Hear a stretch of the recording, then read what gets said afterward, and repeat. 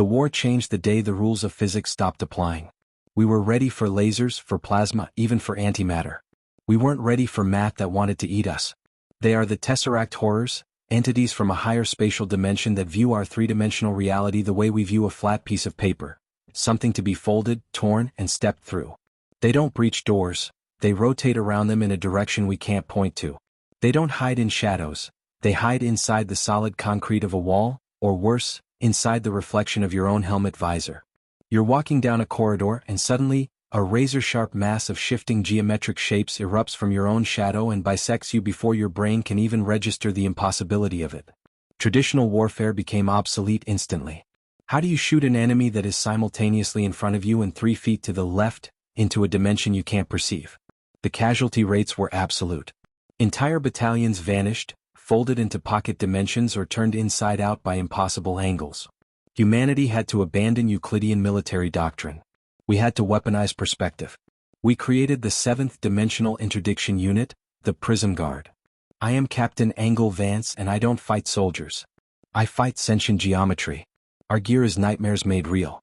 We wear Vanta Blackshift armor, a material so dark it absorbs 99.9% of all light and radar, making us look like walking holes in reality, because if you cast a reflection you give them a door.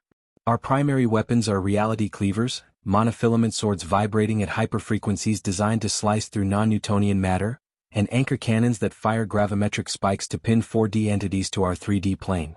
But our most crucial tool is the shield. The hyperreflective mirror shield. It's a tall, slab-like barrier coated in exotic metamaterials that creates a surface of infinite reflection. It doesn't just reflect light, it traps multidimensional waveforms. It is a cage for things that have no shape. Our mission: stabilize Sector 9, now known as the Escher Zone. The Tesseracts had established a beachhead there, twisting the city into a nauseating labyrinth of impossible architecture. Gravity was a suggestion. Up was down. We had to collapse their gateway. We dropped into the zone via a stealth grav insertion. The moment our boots touched the twisted pavement, the nausea hit. The horizon was tilted 45 degrees. Buildings were bent into Mobius strips. The air felt thin, like reality itself was stretched too tight. Shields up. Interlocking formation. Watch your 6, your 12, and your n-dimensional vectors. I ordered, my voice sounding flat inside the sound-dampened helmet. Vane, green. My gyroscope is having a seizure, Cap. Sarah, green. I see movement in the angles. They know we're here. The attack didn't come from the front. It came from the floor. Private Jenkins was walking point. Suddenly the solid asphalt beneath his feet became a window. A massive, shifting fractal claw reached up out of the ground, grabbing his ankle. It wasn't breaking the pavement, it was passing through it. Contact below. Anchor it. Jenkins didn't scream. He slammed the base of his mirror shield onto the claw. The reaction was violent. The entity, used to passing through matter seamlessly, slammed into the hyperreflective surface. The shield acted like a dimensional flypaper. The fractal claw screeched, a sound that wasn't audio but a direct psychic vibration in our teeth, as it was dragged fully into our 3D reality. It went from a translucent shadow to a solid, horrifying mass of obsidian polygons. It's anchored. Shatter it. Sarah stepped forward with her reality cleaver. The blade hummed with a high-pitched whine. She swung it in a tight arc, slicing through the solidified geometric limb.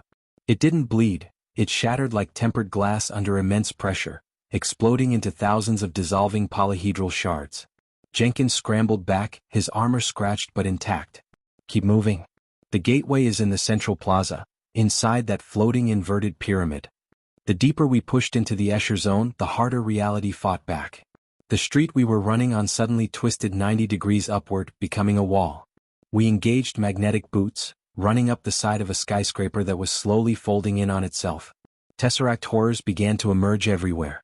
They didn't swarm, they unfolded.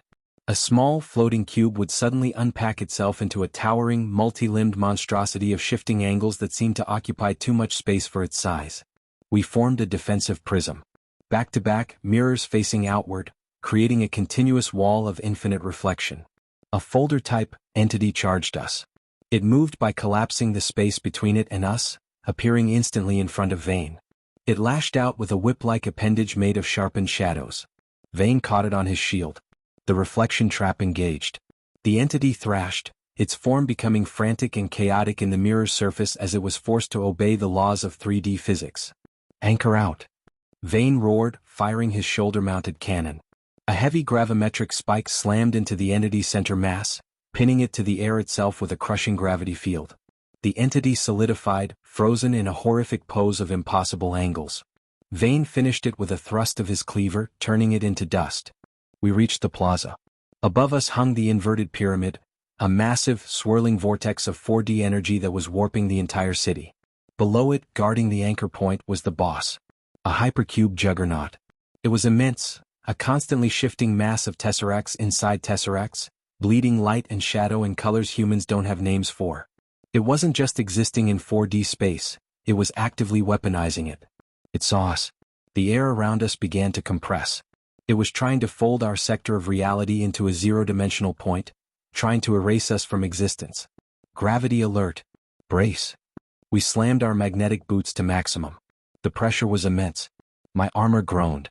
The ground beneath us started to crack, not from force but from the space itself shrinking.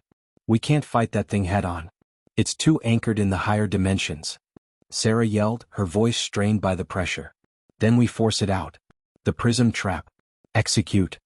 This was the desperate maneuver. We broke formation.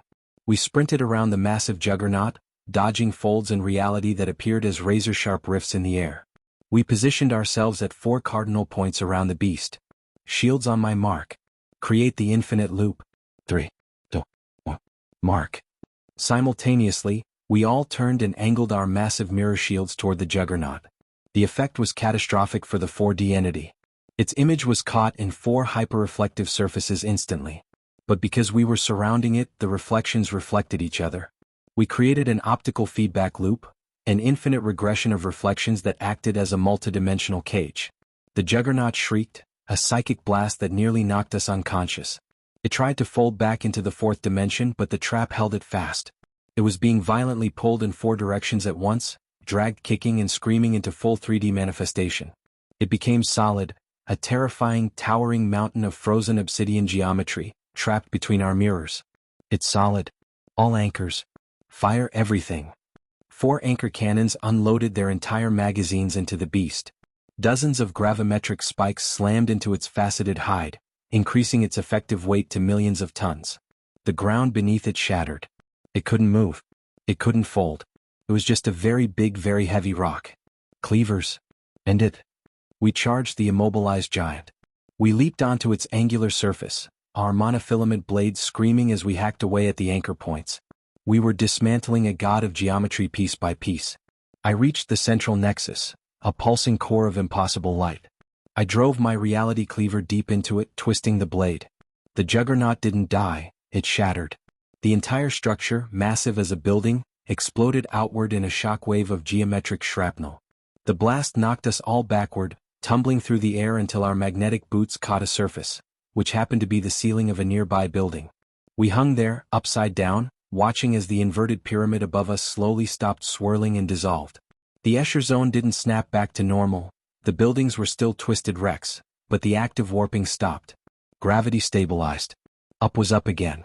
I detached my boots and dropped to the ground, landing in a pile of dissolving alien geometry. Sound off, Prism-Guard, I panted, wiping vantablack dust from my visor. Vane alive. I think I left my stomach on the ceiling. Sarah, alive. My shield is cracked, but it held. We looked around at the devastated, twisted city sector. We had won. Humanity had proven the ultimate truth of the Extinction War. The universe might throw impossible math at us. It might attack from angles that shouldn't exist and hide in reflections that aren't real. But we are a stubborn species. If we can't understand your geometry, we will build a bigger mirror, trap you in our reality, and then smash you into pieces that we can understand. The Escher zone is stabilized. The gateway is closed. We are the geometry breakers, and your angles don't scare us anymore.